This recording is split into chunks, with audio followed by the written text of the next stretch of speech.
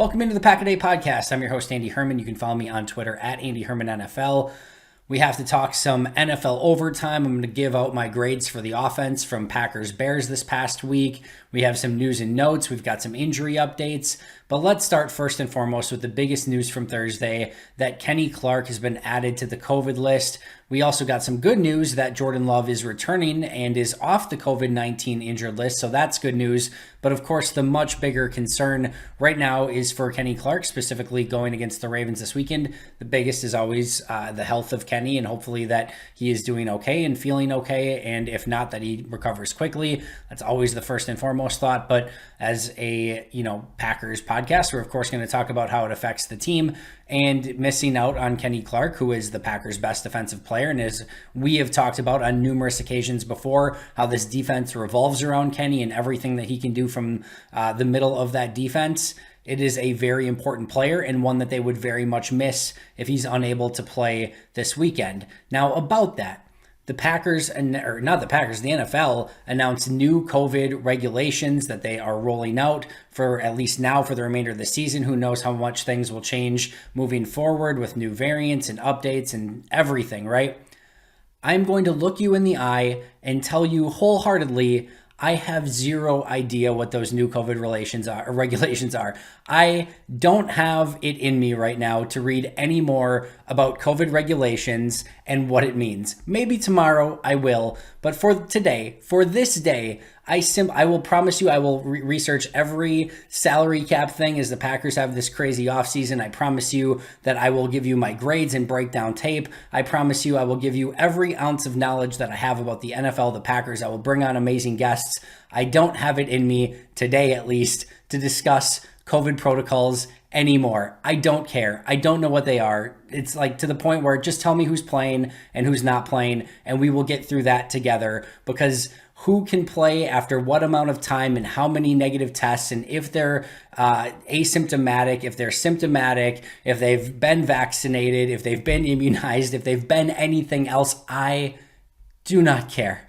I don't want to know. I don't want to hear about it. So I apologize to you, the listener, that for the first time, I think since I've been doing this, certainly, that I couldn't bring myself to research a topic because I'm done with it. I am flat out done with COVID protocols, and not to say that they're not important or anything like that. That is by far and away not what I'm saying. I don't want to read about it anymore. Tell me who's in, tell me who's out, tell me if they can play or not, and I'm good to go. I will let somebody else gladly be the expert on the topic. I will pretend to be an expert on every other topic that you want to talk about, including food, offensive line play, scouting draft picks, salary cap, all of it. I'm out on this one. I will let Peter Bukowski, Locked On Packers, go listen to Peter on this one for COVID breakdowns, or anyone else, but it's not going to be me, at least not today. So my apologies for that. So maybe Kenny Clark can play this week. Maybe he can't. I'll let you guys go figure that one out. I give up. Let's talk about more pressing and important topics, at least in regards to actual injury list issues, because Green Bay does have some injuries that they're going to have to deal with. Dominique Dafney did not practice. Aaron Jones did not practice. He had an illness that was not COVID related. EQ, Billy Turner did not practice for Green Bay. Of course, also Aaron Rodgers. So those were the players that were not practicing for the Packers. On the Ravens side, they had 10 players and Lamar Jackson being the big one, who did not practice. That is not a great sign of him not practicing on Thursday. We will see what the remainder of this week brings. You know that they're going to give him up until right before kickoff. I guess at least an hour and a half before kickoff, when inactives need to be announced, to try to see if he can play in any way, shape, or form. But as of right now, they've already signed Josh Johnson off of a practice squad, bringing him over to Baltimore as extra quarterback insurance for this week. So you got to know that Baltimore may be trying to sort of navigate this in the idea that potentially Lamar Jackson may not play. And again, him not practicing Thursday is a huge indicator that his status is certainly in trouble for Baltimore. Some other key Ravens that didn't practice include Marquise Brown, Nick Boyle, Alejandro Villanueva, Calais Campbell, Brandon Williams. The Ravens are already beat up. Players like Marlon Humphrey and Marcus Peters are out. They've had COVID issues as well. The Ravens are not in a good spot with their roster. And I know Green Bay, certainly they're not going to apologize to anyone, because Bakhtiari and Zadarius and Jair and Josh Myers and Billy Turner, and you can go on and on. Elton Jenkins are also missing, but these are two teams that have a lot of injury issues, and they're going to match up on Sunday in an incredibly important game. Green Bay certainly is currently the favorites in that game, I think, with or without Jackson, but no question about it, Lamar is still the one that's going to be most important and worth keeping an eye on. And again, even if he plays, right, if he's not mobile, that's a totally different ballgame for Green Bay. So lots to monitor through the remainder of this week as we look at some of these injury issues.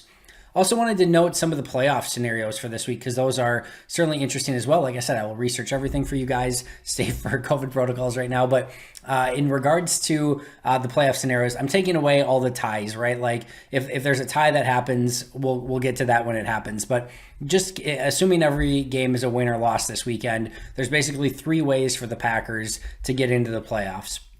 The first and easiest, beat the Baltimore Ravens. You beat the Ravens, you get in the playoffs, you clinch the NFC North, and you guarantee one of those top 4 seeds in the NFC. So that's the quickest and easiest route. Number 2, if they lose and the Vikings lose, Green Bay would also win the North and get one of those top 4 playoff seeds in the NFC. So Vikings are at Chicago this week, probably going to win that game. So not quite as likely there, but it gives you another potential option to try to get in the playoffs this week.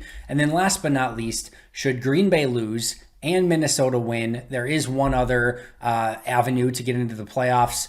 The Saints and 49ers would both need to lose in order for Green Bay to get at minimum a wild card spot. So they wouldn't clinch the North, but they would clinch at minimum a playoff spot. The Saints play at the Bucks, so that's certainly within the realm of possibility. The 49ers are at home against the Falcons.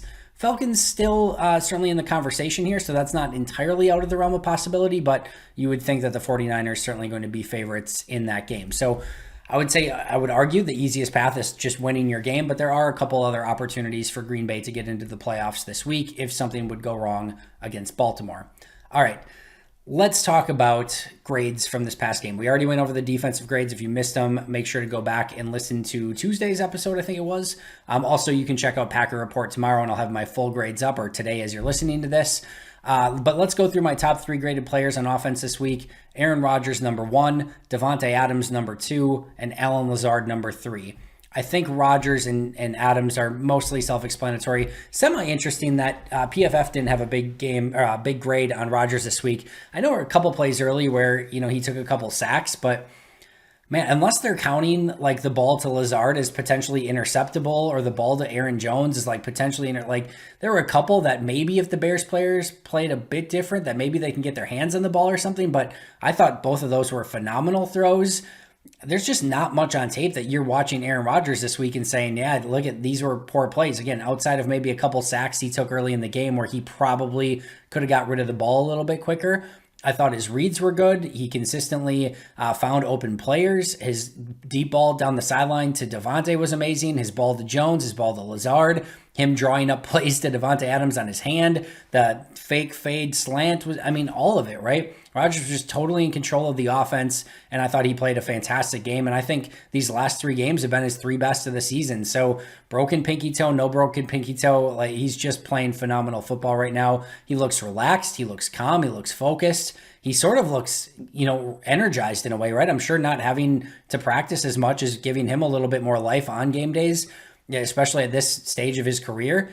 He looks fantastic. He looks absolutely fantastic. And I had this as his highest grade of the year. So PFF still had a good grade on him, but not to the level that I did. So be the judge on your own, but loved Rodgers in this game. Next up, Davante. Same thing, right? You guys saw the plays. The fake fade into the slant, the play down the sideline where, then he catches it and makes the 2 defenders collide into each other and goes in for the touchdown. Multiple first down pickups. Again, route running, hands at the point of contact, just embarrassing defenders at times. There were some plays early in the game where I thought he didn't separate quite like normal, which was a little bit odd. But listen, Jalen Johnson played a really good game at times, and there was just nothing he could do at other times. I felt bad for him because he's a good young player, and I thought he played a pretty, the slant or the fake fade into the slant. You watch Johnson on that play. It's fun watching it's fun watching Adams, but you watch Jalen Johnson and you can see he's so far inside, right? He's so far inside, just I'm not going to let him inside. I'm not going to let him inside. And then Devontae runs the fade and looks back. And then so at that point, you're so far inside that like you have to react to that, right? You have to go for the like how many people are faking looking back at a slant in that situation and then running or at a fade in that situation, and then running a slant across your face, right? So if he doesn't react to that fade because he's so far inside, he's screwed if Rodgers throws the fade. He's not going to get there, right? So he has to almost overcompensate by then when Devontae opens up to get out there, and then Devontae just crosses his face, and he would such inside leverage, and his goal on that play is to not allow him to get inside, and all of a sudden Devontae's crossing his face wide open for a touchdown, and you can just see Jalen Johnson's cornerback soul leave his body after that play. Like I said, I'm not going to feel bad for a Chicago Bear very often. I felt bad for Jalen Johnson after that play. And again, he's a heck of a football player, really fun. Arguably one of the 2 or 3 good young players that the Bears have on that team right now. But man, like again, Devontae is just on a whole nother level. And even if he's going up against some of the best corners in the league who do everything they're supposed to, it just doesn't matter sometimes. And that's why Devontae is so good at he's the best receiver in football and one of the arguably the best route runner that we've seen. It's so fun to watch. Number 3 is Allen Lazard. And this is the one I actually want to spend the most time on because Green Bay needed somebody to step up with Randall Cobb out, right? Like somebody needed to step up in the slot. We talked about EQ. We talked maybe about a little bit more Amari Rodgers, but it was Lazard. We saw a lot of MVS on the outside, a lot of Adams on the outside. We did see Adams in the slot some as well, but it was a lot more Allen Lazard in this game. And Lazard's had a frustrating season and, injury compounded it. I thought he had his worst game against the Rams and it was just missing something, right? Even his blocking wasn't quite as consistent. He certainly wasn't separating and he's not a big separation guy, right? But that means you have to be a good contested catch receiver, which he hadn't been up to this point this season. Against the Bears, he was fantastic. I thought this was, probably his best game since Saints last year in 2020, early in that season. He was, just everything, right? I thought his blocking was much better. I thought his separation was really, really good. I thought you don't see Allen get that type of separation. There were multiple times where he was open and gained pretty easy separation. And then just picking up a, big touchdown on a 4th down, some big first downs. Like he was just all over the field. And you really love to see that from Lazard because we've seen that in the past, right? He's put enough good tape on tape over the last few seasons that you're willing to give him the benefit of the doubt and keep putting him out there for the time being, even though, he was struggling through some things. But if you get this level, Allen Lazard, to pair with Devontae Adams and Rodgers and how everyone's playing right now, it just opens up this offense much, much more. And that was a really, really good sign for the Packers. So top 3, Rodgers, Devontae, and Lazard. Bottom 3, I'm going to start in reverse order. I had no third player grade in the negative. Only 2 players on offense a grade in the negative this week. I guess, 0.00 was Kirk Benkert, because he didn't, all he did was take a knee. There's nothing you're going to grade positive or negative on that play, but, negative 1 yard rushing, neutral grade. I think, Kirk Benkert, easily the 3rd worst offensive player in this game. I'm being facetious, of course, there's no grade for Benkert on 2 kneel downs, but there's nobody else who graded in the negative. And my second lowest was MVS, who just mostly failed to separate. Yeah, I think he had, 1 or 2 catches. I forget exactly what it was. I remember one for a first, or, just a quick pass to the outside. I think maybe there was the one down by the goal line as well. But either way, like nothing flashy, nothing fancy. Didn't have a bunch of separation and other opportunities through the remainder of the game. It was more a lack of opportunity for MVS than almost anything else. So very, very close to a neutral grade for MVS as well. So that's 2 of the 3, right? And that leaves only 1. And this one did grade well into the negative for me this week, and that was Lucas Patrick. I thought that was the one player who struggled, and he's struggled now for some time, and it's disappointing, right? Because I actually thought Lucas last year at right guard played really sound football. Was it ever flashy or spectacular? No. But I think one of the things that he was so good at was looking for work, especially at right guard and getting opportunities to, go out and find somebody to hit or things like that. I haven't seen that as much at center. I don't know if it's because teams are playing more over him or what the case may be, but teams are pushing him back into the quarterback. He is not moving anyone in the run game. And you're now seeing him have to go, up against more of the Eddie Goldmans and some of these bigger defensive tackles or even nose tackles at that center position. and he's just not built for that, right? This is not a Lucas Patrick teardown, moment. Like, I really like Lucas Patrick. He works so hard. He's usually almost always the first person out at practice, and just a guy that has grinded every step of the way to get to where he is. So I always really enjoy when he's succeeding. Again, last year I thought he played really well. This year just hasn't been the case. And when he's been at left guard or center over the last 2 years, he's really struggled. And when he's been at right guard, he's been really good. They just don't have anyone else to play center right now unless they're going to go with like a Jake Hansen or something, which even if they did that, I think they probably just bench Patrick and keep everything else the same. And again, I want to be clear here. I don't see that happening. So, but they need Lucas to play better, and they got to figure out a way where he can leverage defenders, get to his spots, and just anchor a little bit better. And a lot of that's tough because he's a little bit smaller on the interior of the offensive line for a center these days. So getting Josh Myers back would be huge for this offense.